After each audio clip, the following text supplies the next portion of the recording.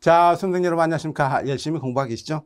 자, 여러분들 지금부터요. 이제 기본적으로 우리가 가장 조금 어렵다고 할 수도 있지만은 좀 낯선 과목이죠. 유통정보를 한번 살펴볼 차례인데 유통정보가 그렇게 어려운 건 아니에요. 사실 우리가 기본적인 내용인데 사실 유통정보가요. 출제했을 때 뭐 지금 우리가 유통정보를 하겠지만은 유통정보가 만약에 진짜 제대로 출제돼 가지고 어렵게 나오면 감히 손도 못 댈 정도로 어렵습니다. 그런데 우리가 지금까지 시험에서는 그 정도로 어렵게 나오진 않았고요. 거의 우리가 일반적인 기본적인 이론에서 배웠던 내용을 퍼펙트하게 아니라 그냥 어느 정도 이해만 하셨다고 하더라도 기본적으로 70점에서 80점 사이는 충분하게 맞을 수가 있으니까 여러분들이 그런 내용을 바탕으로 한번 공부를 하시는 게 훨씬 유리합니다. 어쨌든 자격증은요. 빨리 합격하는 게 가장 장땡입니다. 가장 중요한 게 자격증이죠. 자, 기본적으로 이제 71번부터 한번 내용 한번 살펴보는데요. 자, 여기 71번에서 유통정보에서 기본적으로 정보와의 사회 역기능입니다. 자, 유통과 사회. 자, 정보와 사회라는 게 있죠. 정보 사회. 이거에 대한 역기능에 대한 설명으로 가장 옳지 않은 것은 뭐냐 묻고 있어요. 자, 1번. 컴퓨터 범죄 및 컴퓨터 범죄라든가 사생활 침해. 이런 현상이 증가하고 있다. 당연히 맞습니다. 인간과 기계는 엄연히 구별되는 독립적인 실체로서 자, 인식되고 있다. 사실 인간과 기계가 엄격히 구분되지 않습니다. 왜냐하면 사람이 기본적으로 컴퓨터를 다루고 그 컴퓨터는 인간에 의해서 조절되기 때문에 인간과 기계는 거의 같은 의미라고 보시는 게 나아요. 그래서 인간과 기계는 엄연히 구별되는 독립적인 실체로 인식되고 있다는 이런 내용은 틀린 말이고요. 자, 정보기술이 발전하지 못한 국가들은요. 문화적 정체성을 상실할 수 있다. 자, 정보기술이 발전하지 못한 국가들은 문화적인 정체성을 상실할 수 있다. 자, 이렇게 나오는데 옳지 않은 것인데 사실 어찌 보면은요. 정보기술의 발전함으로써 문화적 정체성을 상실할 수 있을 수 있습니다. 사실 저는 이 지문이 왜 맞았는지 저는 이해를 못하겠어요. 왜? 정보기술이 발전하지 못한 국가들은 정보기술이 발전하기 때문에 전통적인 자기 자신들만의 문화가 어느 정도 소멸되는 경향이 더 강합니다. 왜? 몰랐다면 그냥 자기들끼리 그 정보 내용을 바탕으로 살면 되는데 새로운 문물이 계속 들어와요. 정보기술의 발전됨으로써 새로운 문물이 계속 들어오면 원래 있었던 자기 문화하고 혼용되거나 그 원래 있던 문화가 다른 문화화 될 수가 있단 말이죠. 그래서 문화적 정체성을 상실할 수 있다고 하는데 사실 정보기술에 발전하지 못한 국가들은 문화적 정체성을 계속 유지할 수 있다. 이런 내용이 더 맞는 지문 같은데 어쨌든 이 지문은 기출문제죠. 제가 만든 문제가 아니에요. 맞는 지문으로 일단 성립이 되어 있어요. 자, 국가 간의 정보 유통을 갖다 획기적으로 확장시킴으로써 국가 경쟁력 강화가 요구되고 있다. 자, 국가 간의 정보 유통을 획기적으로 확장시킴으로써 국가 경쟁력 강화가 요구되고 있다. 이렇게 나오는데 자, 국가 간의 정보 유통을 획기적으로 확장시킨다는 것은 그렇다고 해서 국가 경쟁력 강화가 요구되고 있나요? 국가 경쟁력 강화가 요구된다는 것은 국가 경쟁력 강화 요구 이 순서가 만약 순서로 따진다면 이게 먼저 아닐까요, 여러분? 이게 먼저이고 이게 기본적으로 두 번째가 아닐까? 국가 경쟁력 강화를 요구하고 싶으면은 정보 유통을 획기적으로 확장시키면 국가 경쟁력이 강화되겠죠. 자, 이 지문요 맞는 게 아니에요. 그리고 이 지문 틀린 거예요. 틀린 거. 자, 그다음에 다섯 번째, 사회 전체가 단일 네트워크로 묶이다 보니 이에 따른 사회적 위험 또한 증가하고 있다. 뭐 이런 것은 당연히 맞는 얘기고. 사실 이거는 세모예요, 세모. 그러다 사실은 71번 같은 경우에도 문제가 잘못 나왔어요.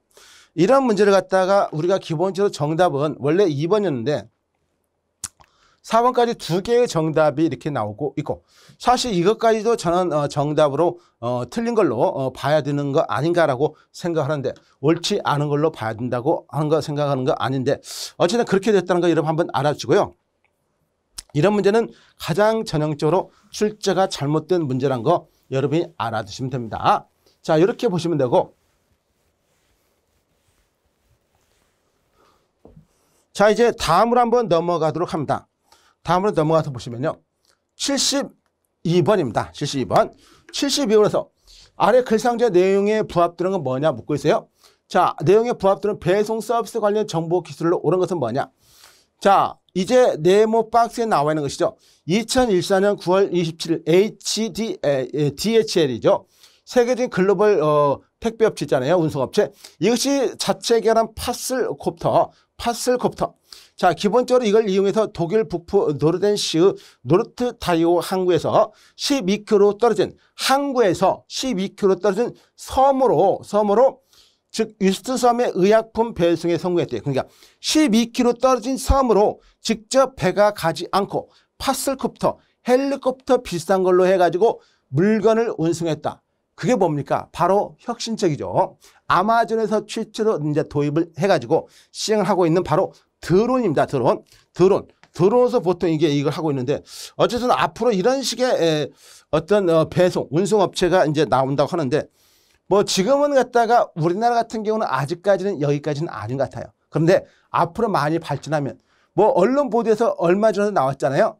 5년 내 가능은 안 하겠지만은 저는 가능하다고 전혀 보지 않는데 서울에서도 뭐 날아다니는 택시가 있다. 전혀 지금 5년이 곧 얼마 안 남았는데 그렇게 된다는데 말이 안 되는 것 같다는 생각이 들어가지고 어쨌든 뭐 그렇게 되면 좋긴 하겠죠. 한번 뭐 일단 가볼 곳이 아니더라도 한번 타보고는 싶어요. 그런 것이 있다면은. 자, 72번은 정답이 1번이고 문제가 어렵지 않죠. 쉬운 것이에요. 73번 보도록 합니다. 바코드 기술에 대한 설명으로 옳지 않은 것은 뭐냐 묻고 있어요. 바코드입니다. 바코드는 갖다가 여러분께서 너무나 잘 아시죠. 1차 선형 막대 바코드, 2차형 바코드. 뭐 바코드에서 굉장히 2020년에 시끄러웠죠. 굉장히 이제 총선에서 바코드에 찍히는 어쩐 내용으로 보면 자기들 아무것도 모르면서 말은 그렇게 하고 있어요. 어쨌든 유통 매장에서 이용하는 바코드 시스템의 광학 스캐너는 디지털 신호뿐만 아니라 자, 유통 매장에서 이용하는 바코드 시스템. 자, 뭡니까? 이걸 포스 시스템을 통해서 이용하고 있어요. 광학 스캐너, 즉 포스 시스템을 통해서 스캐너로 읽는다는 것이죠. 이런 것은 디지털 신호를 받아들이는 것이죠. 디지털 신호는 뭡니까? 이런 것이에요. 1과 0의 로직으로 구성된 것이에요. 1과 0. 그래서 1과 0의 로직으로 구성된 바코드를 읽힘으로써 정보를 얻을 수가 있다는 것이죠. 이 아날로그 신호까지도 받아들일 수 있다. 아날로그는 뭡니까? 이거요, 이런 흐름이에요. 절대 아날로그 입력 장치는 받아들일 수가 없는 것입니다. 1번이 바로 정답이 나왔죠. 옳지 않은 것이기 때문에. 2번에 유통 매장에서 이용하는 바코드 시스템은 기업 재고 관리에 도움을 주죠. 3번째, 세 번째, 바코드 시스템은 UPC, 유니버설 프로덕트 코드를 따르고 있죠. 그래서 UPC 코드에서 어떻게 왔습니까? UPC 코드부터. 우리가 UPC는 북미 지역에서 시작된 거 아니겠어요? UPC 코드에서 바로 어디 유러피안 아티클 넘버 EAN 시스템을 따라가지고 EAN 시스템에서 바로 우리나라는 KAN, 우리나라가 EAN 시스템을 그대로 따라온 것이에요. 그래서 KAN 시스템을 받아들인 다음에 이걸 갖다 지금 뭐로 써요? 글로벌 스탠다드 1, 바로 GS1이라는 이 시스템을 갖다가 이용하고 있다는 거 여러분이 알아두시면 됩니다. 그 다음에 네 번째, 바코드는 국가정보, 제조업체 정보와 제품 정보를 포함하고 있다. 그래서 880 그렇게 한 다음에 제조업체 정보하고 제품 정보 합쳐가지고 9자리 코드를 가지고 있죠. 맨 마지막에 체크 디지트 한 자리. 다섯 번째, 바코드는 상품과 포장지의 막대 모양의 선과 숫자를 이용해 상품 정보를 표시한다. 그래서 여러분께서 아시겠지만 막대가 보통 이렇게 바코드가 있으면은 여기에 뭐가 있습니까? 여기에 숫자가 있죠. 뭐 880 해가지고 이렇게 쭉 숫자가 있잖아요. 이 숫자, 그래서 숫자를 이용해서 숫자가 표준형은 13자리, 단축형은 8자리 숫자로 구성되어 있습니다. 자, 기본적으로 맞는 것은 틀린 것은 1번밖에 없고 모두 다 맞는 내용이라고 여러분 할 수도 있겠죠. 1번에 틀릴 거 모두 맞다는 거 아실 수가 있습니다. 자, 이제 다음으로 한번 계속해서 73번의 바코드 기술을 봤고요. 74번 내용 한번 계속 살펴보도록 하겠습니다. 74번. 자, 구조. 조직에 필요한 정보를 수집하고 공유하는 데 있어 내위복의 비정형적 데이터를 자동으로 수집하는 기술. 자동으로 수집하는 기술을 옳지 않은 것은 뭐냐? 자, 여기에 조직에 필요한 정보를 수집하고요. 공유하는데 수집하고 공유하는 데 있어가지고 내 위부에 비정형적인 데이터를 갖다가 자동으로 수집하는 기술로 옳지 않은 것은 뭐냐 묻고 있어요. 자, 웹 스크롤링이 있습니다. 웹 스크롤링. 웹 스크롤링도 역시 당연히 맞고요. 센싱도 맞는 것이고 RSS 리더, 로그 수집기 이거 맞는데 여기 맵리듀스라는 게 있습니다. 맵리듀스. 맵리듀스가 뭐냐면요. 이건 대용량 데이터를 처리하는 것입니다. 기본적으로 맵이라는 건 뭐냐면은 여기 맵이라는 게 나오는데 이 맵은요 다른 게 아닙니다.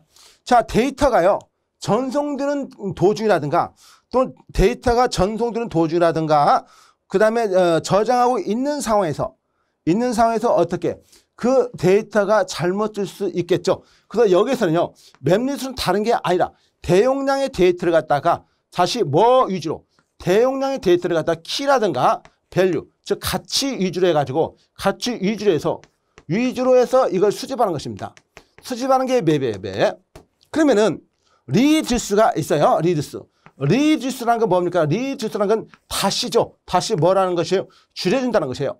그러면 여기서 이 대용량의 데이터에서 뭡니까? 이걸 수집한 거에서 어떻게 해야 됩니까? 줄여준다는 것인가? 중복되는 거나 이런 것 중복되는 것을 삭제하고 좀 간편하게 요소를 갖다가 끄집어내는 것이죠. 요소를 갖다가 거기에 핵심적인 요소를 갖다가 도출하는 거. 도출하는 이런 단계가 바로 리듀스예요. 그래서 맵리듀스라는 건 다른 게 아니라 대용량의 데이터를 갖다가 처리하는 걸로 알아두시면 되고 이거는 비전형적 데이터를 자동으로 수집하는 기술이 아닌 것입니다. 그래서 정답은 몇 번? 5번이 되는 것이에요. 저기 1번의 웹 크롤링, 센싱, RSS 리더, 로그 수집기는 모두 비정형 데이터를 자동으로 수집하는 기술이에요. 자, 그렇게 해서 여러분이 보시면 되고요. 그리고 여기에 나와 있는 의미를 그렇게 한번 알아두시면 충분합니다.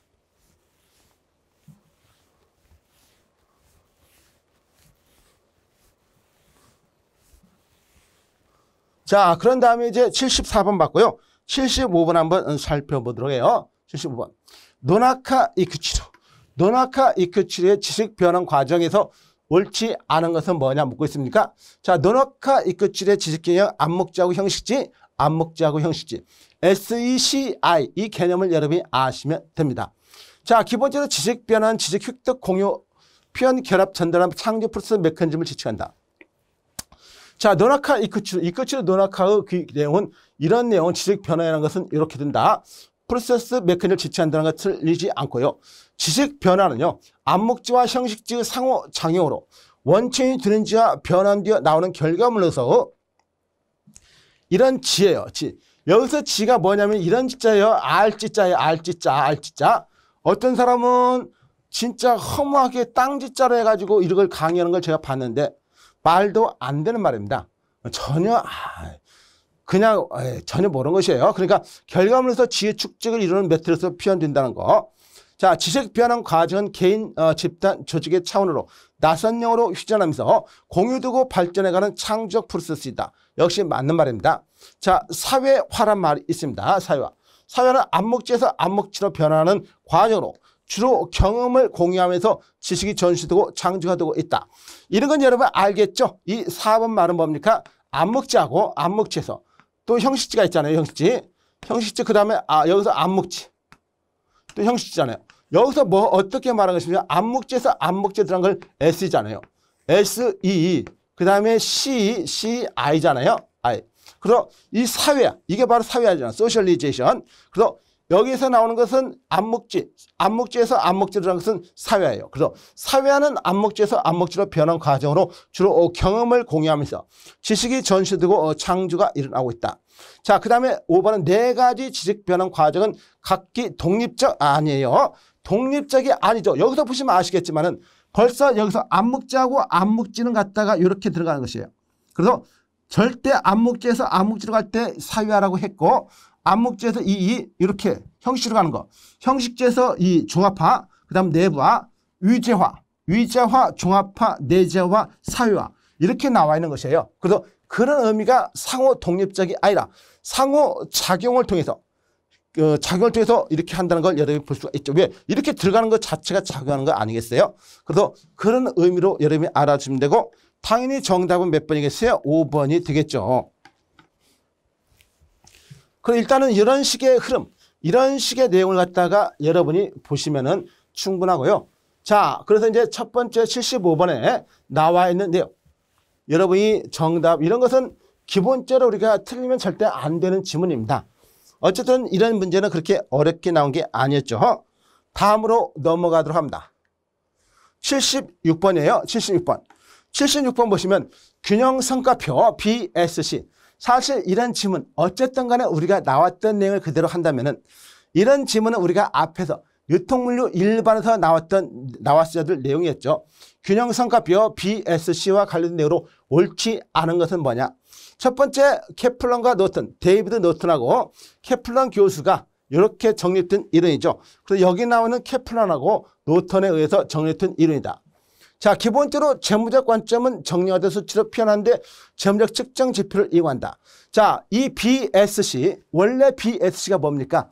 SCM, 공급 체험망 관리, SCM의 성과 측정 도구로서 많이 이용되는 거 아니겠어요? SCM 성과 측정 도구가 바로 BSC가 있고 또 뭐가 있었죠? SCOR이 있었고 또 뭐가 있었죠? EVA가 있었죠. EVA. 그래서 케플런과 노트 이 BSC가 가장 많이 중요한 것이고, 자, 기본적으로 균형 성과표는 재무적 측정치뿐만이 아니라 뭐까지? 재무적인 거 측정치뿐만이 아니라 뭐까지 했어요? 비재무적 측정치, 비재무적 측정치까지 도출했단 말이죠. 비재무적 측정치가 뭐예요? 학습과 성장, 내부, 그리고 학습이라든가 그다음 성장, 내부, 뭐 고개, 뭐 이런 식으로 구분할 수 있습니다. 그래서 여기서 3번을 보시면 조직의 장기적 성장과 발전을 도모하고 지속적으로 규범해서 내부 프로세스가 아니라 유부 프로세스가 아니라 내부 프로세스입니다. 이거는 내부 프로세스. 이게 바로 비재무적 측정치예요. 여기서 나오는 외부 프로세스 관점을 제시한 게 아니라 내부 프로세스예요. 내부 프로세스. 여기 틀린 것입니다. 이게 바로 비재무적 성과 측정치의 학습과 성장, 내부 프로세스, 그 다음에 이런 내용으로 여러분이 알아주시면 되고, 그래서 시장 점유율, 네 번째는 고객 확보율, 고객 수익성 등 대표적인 고객 관점에서 목표와 측정치, 그 고객 관점에서 보는 것이고, 지식 경유가 가장 밀접한 관점은 학습과 성장이에요. 학습과 성장 관점으로 다른 관점에서 설정 목표치를 달성할 수 있도록 중요한 기반을 제공할 수 있다. 이런 내용이 바로 이런 흐름으로 알아주시면 되고, 당연히 정답은 몇 번이겠습니까? 3번이 되겠죠. 그래서 여기까지 지금까지 봤던 문제 어려운 문제가 없었어요. 이런 식의 난이도, 이런 식의 내용을 갖다가 파악하기 위해서 또는 출제 경향을 파악하기 위해서 여러분들이 기출문제를 보시는 건 충분히 이해를 합니다. 그런데 다른 의도로 이 문제가 반복 출제되겠지 않은 막연한 기대감으로 이런 걸 보시면 안 돼요. 77번 한번 살펴보시면요. 글 상자가 설명하는 용어로 옳은 것은 뭐냐 묻고 있어요. 기업들은 신선식품을 구매하려는 소비자의 요구 증가에 대응하기 위해서 냉장 및 냉동, 여기에 키워드가 있어요. 신선식품을 원합니다. 고객들은. 그래서 냉장이라든가 냉동 보관과 안전하고 빠른 운송, 냉장과 냉동 보관, 새로운 유통 및 물류 시스템을 구축한다. 그러니까 다른 거 없죠. 빠르다, 냉동, 차다는 것이죠. 콜드 체인을 말하는 것입니다. 콜드 체인. 그래서 이런 것은 콜드 체인을 말하고 있어요. 이런 거. 그래서 기본적으로 이런 시스템을 구축하는 게 뭐냐 묻고 있죠. 1번 콜드 체인, 2번 공급 체인, 3번 수입 체인, 4번의 블록 체인, 5번의 스노우 체인. 스노우 체인이 왜 나옵니까? 자, 일단 2번이 정답이라는 건 아시겠죠? 1번이죠. 콜드 체인. 그러니까 제가 콜드 체인이라고 여기다 써놓고도 2번이라고 순식간에 말하는 것은요. 여러분이 제 강의할 때 혹시라도 제가 인지를 못하고 있을 때가 있어요. 물론 집중을 하지만은 이렇게 간혹가다 이럴 때 항상 저한테 문의를 하세요. 그래서 정답은 1번이에요. 여기다 콜드체인이라고 써놓고도 제가 왜 콜드체인이라고 이렇게 써놓았잖아요. 그래서 2번이라고 하는 게 아니라 1번의 내용입니다. 이런 흐름으로 좀 여러분이 알아두시면 되고요. 그래서 일단은 여기 77번까지도 무난하게 왔어요. 유통정보가 어렵게 출제될 수도 있지만은 근데 그렇게 어렵게 출제되지는 않습니다. 우리가 거의 아는 수준의 내용으로 출제가 되니까 다시 한번 여러분이 점검하시면 충분하고요. 78번을 한번 보도록 합니다. 78번. 78번에서 유통정보 시스템의 도입 효과에 대한 설명을 가장 옳지 않은 것은 뭐냐 묻고 있어요. 유통정보 시스템을 도입했습니다. 유통정보 시스템을 도입했는데 그거에 대한 설명을 가장 옳지 않은 것이에요. 자, 1번. 주문, 선정, 수치의 정확성을 꾀할 수 있다. 자, 꾀할 수, 이런 말을 계속 쓰고 있어요. 아니, 주문이나 선적 수치 정확성을 높일 수 있다. 뭐 이런 말 얼마 줬습니까? 꾀할 수 있다. 꾀라는 말을 갖다가 완전히 갖다가 구닥다리 있는 책을 갖다가 보고 이제 출제를 한 것이에요. 이게 사실은. 그래서 우리 여러분 출제를 갖다가 보시면은요. 유통과세 책은 갖다가 출제 기준이 어떻게 되냐면 그 시중에 나와 있는 책을 보고 몇 페이지에서 몇 페이지까지 참고를 해가지고 출제를 했습니까? 라고 딱 해야 되는데 그 책이 최근에 나오는 책이 아니에요. 요즘에 대학교에서 누가 책을 사가지고 공부를 합니까? 거의 제본이라든가 이미 그 PPT로 쓴 걸 갖다 교수가 준 걸 그대로 써가지고 애들이 강의를 듣잖아요. 그래서 책이 안 팔려요. 책이 안 팔리는데 서점 출판사에서 책을 찍겠어요? 안 찍죠. 여러분은 수험사니까 책을 사가지고 찍겠지만은, 보겠지만은, 실제로 출판사가 그렇지 않아요. 그렇기 때문에 첨부 같은 거 옛날에 찍었으면 옛날에 바로 나가겠지만 요즘 첨부 찍으면 한 5년에 걸려가지고 나갈 수밖에 없어요. 그러니까 책을 안 찍고 표지가리만 하는 것이에요. 그러니까 10년 전 나왔던 책이 그대로 표지가리 해가지고 나오는 것이에요. 바로 전형적인 이런 식의 용어. 자, 일단 거기 나와 있는 2번 리드타임이 대폭 증가하여 충분한 재고를 확보할 수 있다. 자, 유통정보 시스템을 도입했는데 이건 유통정보 시스템은요. 리드타임이 뭐죠? 리드타임은 주문 시부터 뭐까지? 입고 시점이에요. 주문 시점부터 입고 시점을 갖다가 어떻게? 자, 기본적으로 주문 시점, 입고 시점을 적게 해야 되는 게 유통정보 시스템 도입 효과입니다. 이걸 대폭 증가한다? 아니에요. 증가하면 잘못된 것이죠. 그래서 충분한 재고를 확보할 수 있다. 증가할 수 없는 것이죠. 자, 세 번째. 기업 간의 전자 연결을 통해 거래함으로써 서류 작업을 대폭 축소시킬 수 있다. 이건 맞죠? 왜? 원래는 뭘로 했으니까 종이 거래를 했는데 서류 거래. 이제 종이 거래를 하는 걸 갖다가 대폭 축소시켰어요. 그리고 페이퍼리스라고 합니다. 종이 거래를 그러니까 종이로 했던 걸 갖다가 줄여준다는 의미겠죠. 당연히 전자 거래를 하기 때문에 그런 것이죠. 자, 4번 기업 간의 전자거래 연계 이용하면 서류 업무에 따른 관리 인력을 축소시. 당연히 2번, 3번과 4번 같은 말이에요. 서류 작업을 대폭 축소시키니까 사람을 줄일 수가 있잖아요.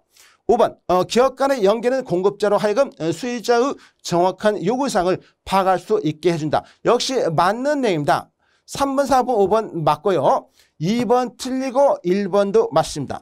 근데 1번 지문이 조금 껄쩍지근하죠. 어쨌든 간에 2번 지문은 틀리다는 거 알아두시면 되고.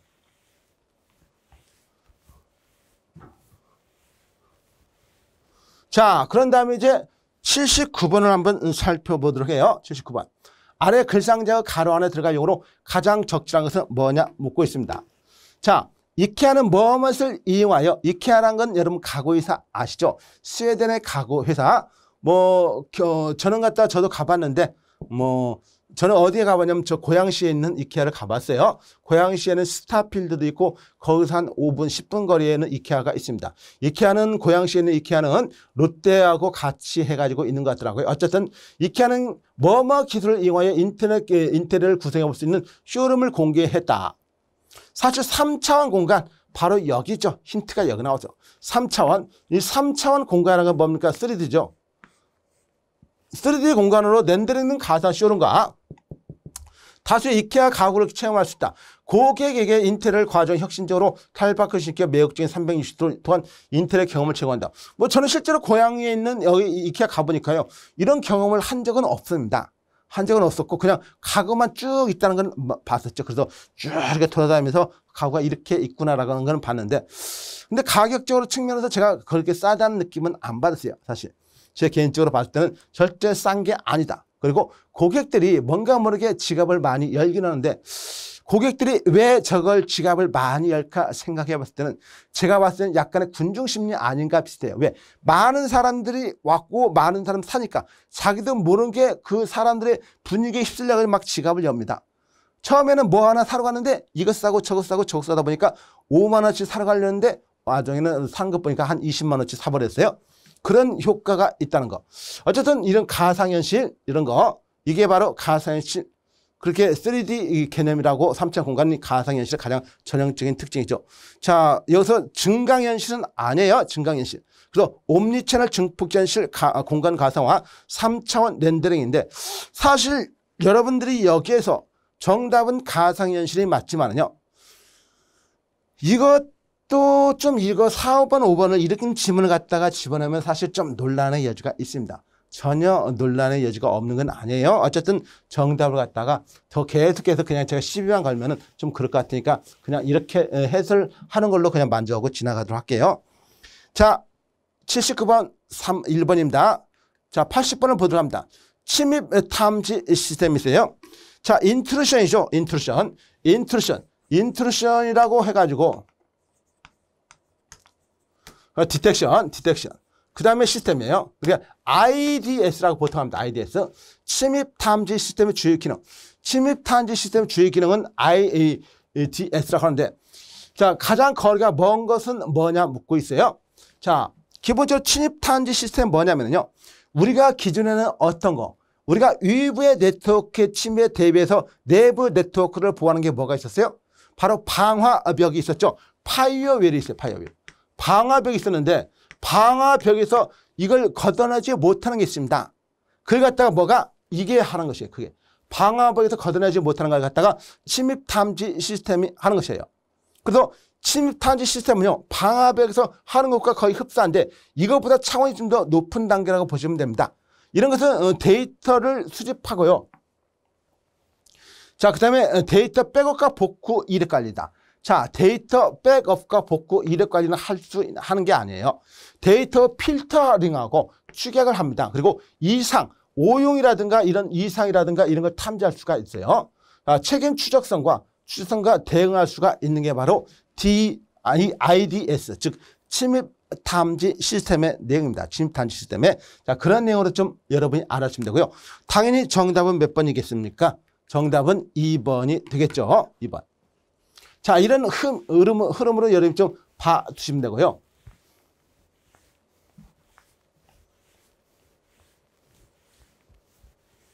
자, 다음으로 넘어가도록 합니다. 다음 81번 한번 살펴보도록 해요. 81번. 기업의 구매 방법과 구매 품목에 따라 이용을 구분했을 때 넷 마켓플레이스에 속하지 않은 것은 넷이 뭡니까? 넷은 인터넷상이라고 볼 수가 있겠죠. 넷 마켓플레이스예요. 마켓은 뭐죠? 시장입니다. 시장 장소란 말이죠. 한마디로 말하면 뭐니까 넷 마켓플레이스 시장 장소가 어디? 전자상거래, 인터넷, 전자상거래하고 거의 차이가 없습니다. 자, 그러면 넷 마켓플레이스에 속하지 않은 것은 뭐냐 묻고 있죠. 자, 전자적 유통업자 당연히 여기에 속합니다. 전자적 유통업자 당연히 속하죠. 전자니까. 그리고 사설 산업 네트워크 이거는 당연히 아니고요. 자, 독립적인 거래소가 있고요. 전자 조달 당연하게 맞고 산업 컨소시엄도 여기에 해당된다고 볼 수가 있어요.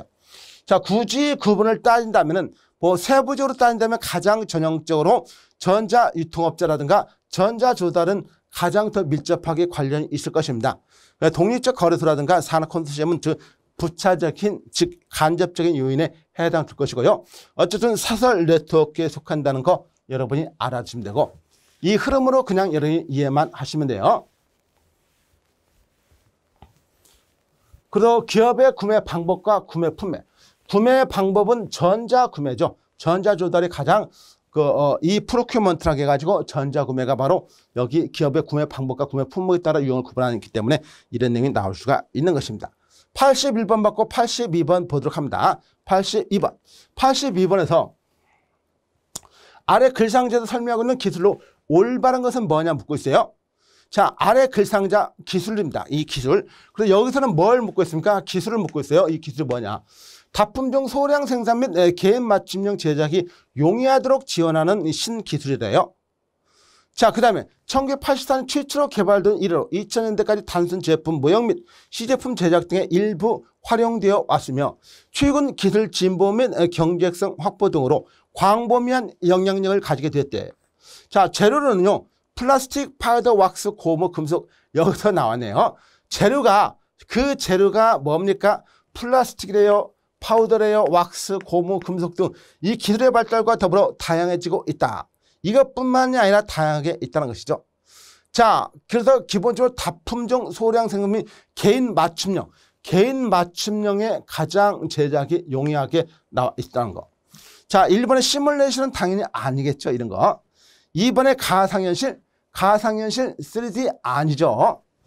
자, 그 다음에 3번의 증강현실도 가상현실인데 증강현실과 이게 다를 수가 없겠죠. 자, 3D 프린팅.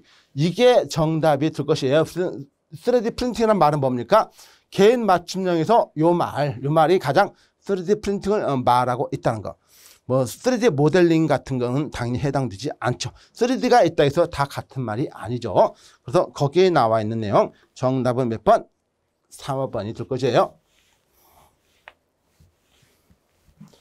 자, 어쨌든 이런 흐름은 이런 것은 문제를 통해서도 좀 알아두고요. 그렇게 어려운 거 아닙니다. 어려운 거 아니고 가장 일반적으로 이런 용어 가상현실, 증강현실 뭐 이런 용어는 좀 여러분이 잘 좀 알아둘 필요가 있어요. 여기 문제하고 정답과는 관련이 없지만은 이런 지문, 이론 같은 건 좀 알아둘 필요가 있다는 것이죠.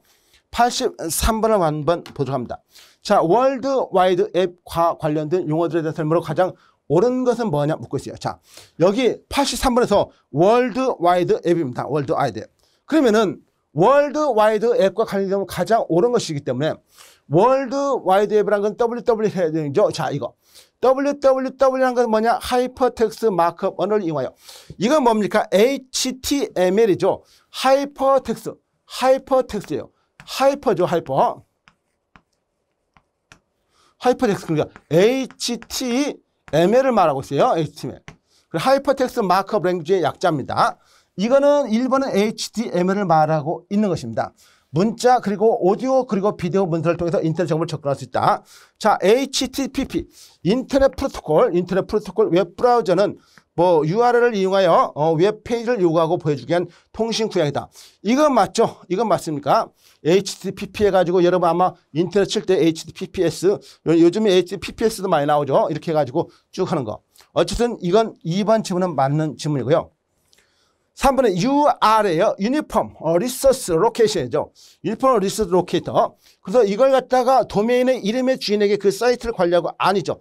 이게 도메인 그 내용이 아니고 유니폼 이게 URL이라는 것은 그 사이트에서 어디서 가지고 끌고 왔느냐. 그 로켓이에요. 여기 나와 있는 게 이게 유니폼이고 그 여기 L은 로켓이니까 그게 어디에서 나와가지고 끌어왔느냐 이걸 말한다. 그 URL 그 주소를 갖다 달라고 보통 말하기도 하잖아요. 친구들끼리. 야, 그 URL이 어디 있는 건지 한번 그 복사해가지고 나한테 보내줘. 그런 식으로 보통 말하는 거. 그래서 도메인 이름을 주인에게 그 사이트를 관리하고 이메일을 용량 보이게 서비스가 아닙니다. 뭐 일종의 호스팅을 말하고 있죠. 호스팅. 옳은 것은 일단은 정답은 나왔어요. 정답은 2번이 나왔습니다. 정답은 2번이에요. 자, 근데 지문을 이제 더 보기 위해서 한번 넘어가서 보면요. 애플릿이라는 게 있어요. 애플릿. 자, 웹브라우저 실행하다 복잡한 기능을 통하여 기반 대규모 프로그램이다. 자, 애플릿이란 건 이거죠. 애플릿. 그래서 애플릿은 웹브라우저 실행도 복잡한 기능을 통합해서 귀한 대규모 프로그램. 어쨌든 이 웹브라우저 실행도 복잡한 기능을 통해서 대규모 프로그램이 애플릿이 아니고요. 웹브라우저 같은 것도 여러분 다 아시죠? 웹브라우저 이거 웹브라우저. 뭐 웹브라우저 같은 건 여러분 뭐 인터넷 쓰면서 크롬이라든가 뭐 익스플로어라든가 그런 걸 보통 말한 거 아니겠어요? 그런 걸 말하기 때문에 이게 다 틀린 지문입니다. 그래서 어쨌든 간에 여기에 나와 있는 이런 용어인데 뭐 이런 것이 자주 나오지는 않아요. 자주 나오지 않고 이게 어쩌다 한 번씩 나올 때 뭐 평상시에 우리가 관심이 없으면은 우리가 이런 문제를 많이 틀리겠잖아요. 그러니까 한 번 정도 문제를 통해서라도 그런 용어 같은 걸 한번 받을 필요가 있다는 것이죠. 그래서 여기 나오는 아까 HTTP 1번이 2번이 정답이라는 걸 여러분 봐주시면 되고. 자, 83번 봤고요. 84번 보도록 합니다. 84번은 보시면은요. 84번에서는 뭐가 나오냐면은 인터넷 서점의 구축을 위한 ERD가 있어요. ERD 일부분을 나타낸 것으로서 이에 대한 내용으로 가장 올바른 것은 옳지 않은 것은 뭐냐 묻고 있습니다. 자, 이렇게 해서 이렇게 나와 있는데 여기서 보시면요. 도서가 있는데 도서 번호가 있고 뭐 이렇게 쭉 주문 번호가 있고 그 다음에 고객 번호가 있네요. 그래 도서 주문하고 이건 일종의 여러분들 그냥 인터넷상에서 뭐 주문을 한다고 생각하시면서 보십니다. 인터넷에서 내가 무엇을 주문할 때 어떤 식으로 흐름이 연계되느냐 이런 걸 한번 따져보시면 되는 것이에요. 문제 자체가 뭐 네모 박스에 뭘 갖다가 묻는지를 알아야 되니까 지문 한번 보도록 합니다. 지문을 보시면은 거기에서 도서 고객은 객체이다. 이건 맞습니다. 도서와 고객은 객체라고 보통 말할 수가 있어요. 그러나 주문은 도서와 고객과 관계에서 생성되는 정보를 피해난다. 주문은 도서와 고객과 관계에서 생성되는 정보를 피해날 수 있다. 이것도 역시 맞는 내용입니다. 그 다음에 밑줄에 그어진 항목 키 속성 있잖아요. 밑줄에 써진 키 항목 속성 중에서 주키로 사용하기 위해서 설계된 것이다. 역시 이것도 맞고요. 주문 번호를 통해서 주문한 고객의 주소를 찾아갈 수 있도록 설계되어 있는 것이고 주문의 물리 테이블 구성 시 속성은 주문 번호, 주문 일자. 주문 번호하고 주문 일자뿐만 아니라 고객의 주소라든가 고객에 대한 주소 이런 것도 당연히 포함되어 있습니다. 그래서 이것만 있다는 이 내용은 틀린 말입니다. 자, 5번이 정답이고요. 당연히 우리가 여러분 그냥 물건을 갖다가 인터넷상에서 주문한다고 한번 생각해 보세요. 주문한다고. 여러분이 물건을 인터넷에서 주문할 때 뭘 적습니까? 기본적으로 여러분의 이름을 적겠죠. 두 번째가 여러분의 주소를 적겠죠. 세 번째가 여러분의 전화번호를 적습니다. 기본 아니겠습니까? 뭐 간혹가다 메일 주소도 적는 경우도 있기는 있겠지만은 기본적으로 그 세 가지가 있어야만이 물건이 나한테 오는 것입니다. 내가 주문했어요. 거기에서 하나라도 빠지면 물건이 나한테 올 수가 없어요. 어쨌든 그런 의미 내용으로 한번 파악해 주시면 되고 자, 그러나 84번 맞고요. 85번을 보시면은 전자상거래 보안과 관련된 관점에서 설명이다. 글상자 가와 나에 들어갈 가장 올바른 것은 뭐냐 묻고 있어요. 뭐뭇은 인터넷을 이용해서 전설이거나 웹 피싱 정보가 송신을 다른 사람에 의해서 했다. 뭐 이렇게 다른 사람에 의해서 변형이 없음을 보장하는 것이다. 메시가 정보가 볼 수 있는 권한이 있는 사람에게만 보이게 하는 것이다. 이거는 갖다가 기본적으로 알겠네. 바로 이건 워낙에 많이 봤던 것이기 때문에 알 수가 있는데 그래도 한번 지문이 뭐가 있는지 한번 보시면 되겠죠.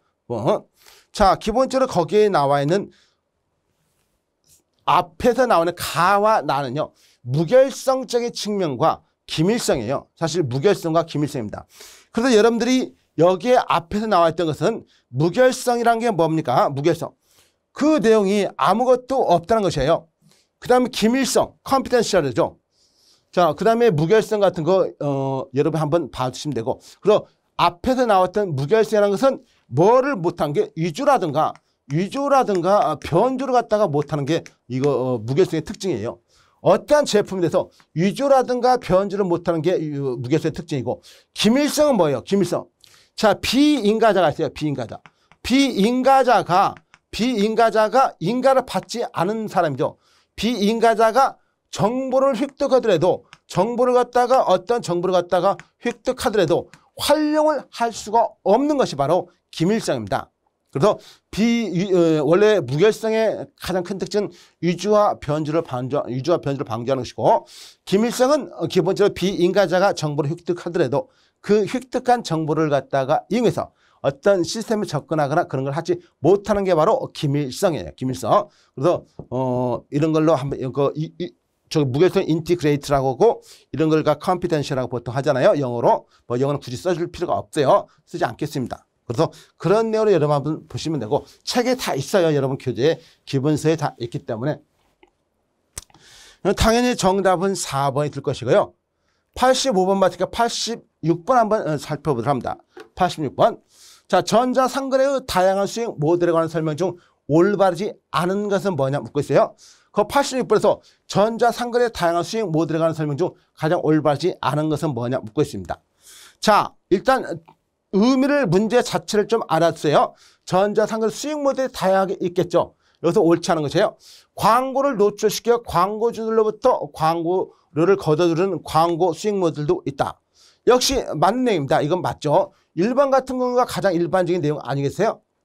자, 두 번째, 콘텐츠라든가 서비스를 제공하여 구독료를 거두는 구독료 수익 모델도 있습니다. 그래서 이거는 광고 수익 모델이고 여기는 구독료 소익 모델, 구독 소익 모델이에요. 거래를 가능하게 해주거나 대행해준 대가 수수료를 받는 자 거래 수수료 모델이 있어요. 거래 수수료 모델. 자, 이런 것은 의미적으로는 틀린 게 하나도 없죠. 의미적으로 이런 것은 이런 것이다. 이런 것은 이런 것이다 하고 말하고 있기 때문에 그 말 설명하는 내용과 그 다음에 나오는 말이 틀린 게 없습니다. 그런 다음에 4번 제품이나 정보 서비스를 고객에게 직접 판매해가지고 수익을 얻는 판매 수익 모델. 그러니까 앞에서 첫 번째 4번 줄에서 내용이 뭐냐? 판매 수익 모델이다. 역시 틀린 거 없습니다. 용어 자체를 그대로 설명하고 있기 때문에 그렇죠. 자, 비즈니스 소개에 대한 수수료를 기반으로 하는 유통 수익 모델이다. 이 전자상거래 수익 모델은요. 원래 광고를 노출시켜 광고료를 또 받는 경우도 있지만은 원래 의미가 뭘까요? 물건을 즉 상품을 갖다가 누구에게 고객에게 사고 파는 뭐 사지는 않겠죠. 판매를 하는 이런 거래가 기본적인 목적이에요. 여러분들이 만약에 쿠팡이라든가 11번가라든가 이런 데를 왜 갑니까? 물건을 구매하기 위해서 가잖아요. 여러분들 쿠팡이라는 오프라인 매장이 있는 게 아니잖아요. 어디? 온라인 매장이 쿠팡이 있는 것이지 오프라인 매장이 있는 게 아니에요. 그런 의미에서 본다면은 비즈니스 소개에 대한 수수료를 기반으로 하는 유통 수익 모델이 아니다. 물건을 판매하는 모델이에요. 그 다음에 이제 기본적인 쪽 부수적으로 뭐 어느 사이트에 많이 방문한 고객들에게 무료로 무엇을 보여주고 그 다음에 이제 거기에서 물건을 갖다가 좀 사게 만드는 광고 내용 같은 거 보여주는 것도 있어요. 그래서 뭐 여러분 간혹 가다가 무슨 사이트 같은 거 있잖아요. 뭐 그런 사이트 같은 거 여러분 아시잖아요. 뭐 축구를 많이 좋아하는 사람들 가는 사이트라든가 뭐 그런 사이트. 그리고 그 사이트 같은 거 방문하면요. 뭐 거기서 여러분이 보고 싶은 것도 보지만은 거기에 막 광고 같은 창이 막 뜨잖아요. 그런 것도 많이 있고. 그래서 어쨌든 가장 전형적으로는 인터넷상에서 하는 것은 물건을 사고 판매하는 그런 걸로 알아주면 되고 당연히 정답은 5번이 될 것이에요. 87번 한번 보도록 합니다. 이거는 뭡니까? 이 정보에 대한 특징 9가지 중에서 기본적으로 이 가로 안에 있는 것이 어떤 정보의 특성이냐고 여러분한테 묻고 있는 것입니다. 자, 그럼 정보의 특성은 9가지가 있었죠? 9가지. 그 9가지 중에서 여기에서 묻는 게 뭐냐? 소비자 기호나 시장의 변화와 관련해서 의사결정에 필요한 경우 가장 최근의 정보가 필수적이다. 이건 왜 그래요? 그 최근의 정보가 뭐기 때문에 가장 적절하다고 판단을 하기 때문에 그래요. 그래서 가장 적절하다는 판단이 들어서 그런 것이에요. 옛날 정보보다 최근 정보가 적절하다는 것이에요. 그래서 그런 것은 뭡니까? 자, 적정하다는 것은 적시성이죠. 관련성, 신뢰성, 적시성, 정확성, 검증가성, 정보의 적시성적인 측면에서 이해를 하시는 게 가장 적합하죠. 그래서 정답은 3번이 됩니다. 3번. 자, 그런 다음에 다음으로 계속 넘어가서 보도록 하겠습니다.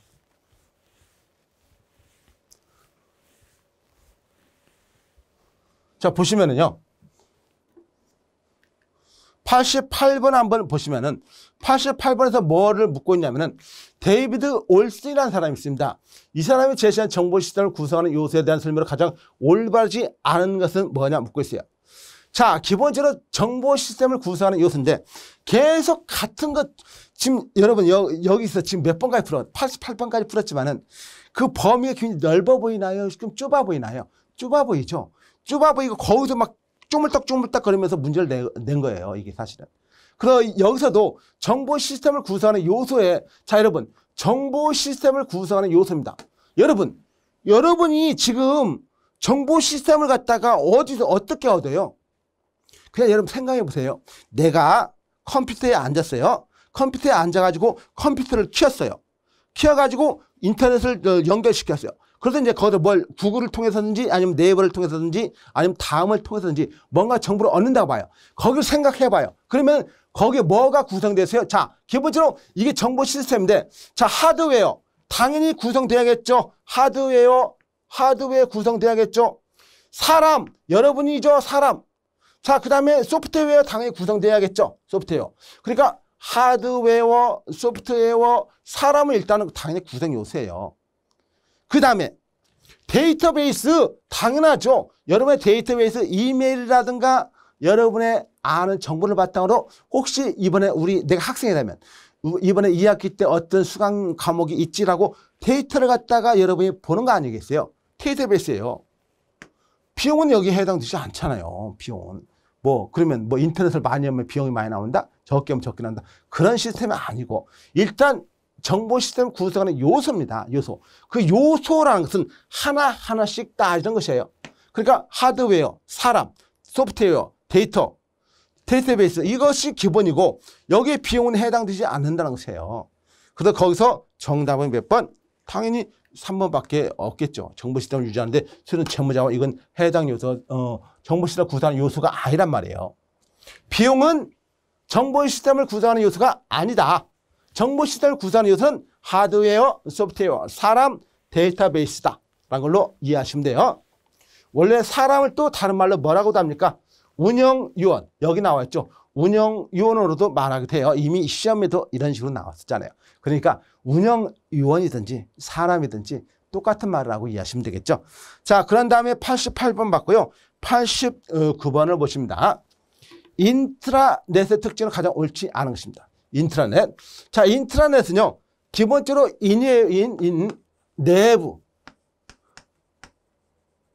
내부에 있는 조직원들끼리만 정보를 공유하자는 개념입니다. 인터넷 특징은 옳지 않은 것. 그래서 이것을 좀 더 확장시킨 게 뭡니까? Extended Intranet. 엑스트라넷이 있어요. 인트라넷을 확장시킨 게 엑스트라넷. 그래서 기본적으로 이런 식의 인트라넷은 자기들끼리만 자기 구성원들끼리만 정보를 갖다가 주고받는 데 비해서 이렇게 주고받는 데 비해서 엑스트라넷은 뭡니까? 익스텐디드. 익스텐디드 인트라넷이에요. 그래 인트라넷을 갖다 좀 확장시키자 이거예요. 그러니까 이걸 갖다가 엑스트라넷이라고 하잖아요. 엑스트라넷이고 이거는 뭡니까? 이렇게 인트라넷을 갖다가 이렇게 인트라넷이 있으면은 이런 인트라넷을 어떻게 한다고요? 외부에 협력사라든가 또는 공급사, 외부 사람들하고도 같이 이렇게 이용하자 이거예요. 그래서 이거는 지금 1번은 인트라넷이에요. 사설 네트워크, 조직 내에. 왜? 일단은 내라는 게 있으니까 조직 내에 속해 있는 사설 네트워크. 2번, 조직의 정보와 컴퓨팅을 자원을 구성원들 간에 서로. 그러니까 조직의 정보, 조직 정보예요. 이 조직의 정보와 컴퓨팅 자원을 구성원들 간에만 서로 공유하도록 지원하는 것이에요. 그 다음에 세 번째, 개인별 사용자와 아이디 암호를 부여해서 인증되지 않은 사용자로부터 접근을 방지한다. 그렇죠. 당연히 내부에 있는 사람들끼리만 이용하는 것이에요. 이 말도 같은 말이에요. 네 번째, 고객이나 협력사, 공급사 같은 외부 사람들에게도 네트워크 접근을 허용하는 것은 바로 이거겠죠. Extended Intranet, 즉 엑스트라넷이에요. 외부 사람에게까지 정보를 같이 공유합시다. 이 내용이에요. 자, 그 다음에 다섯 번째, 공중 인터넷에 접속할 때는 방화벽 서버를 통과한다. 여기 있는 같은 거 이렇게 내부 네트워크를 보호하기 위해서 방화벽을 설치하는 것이죠. 자, 그런 의미에서 정답은 4번이 될 것이에요. 4번.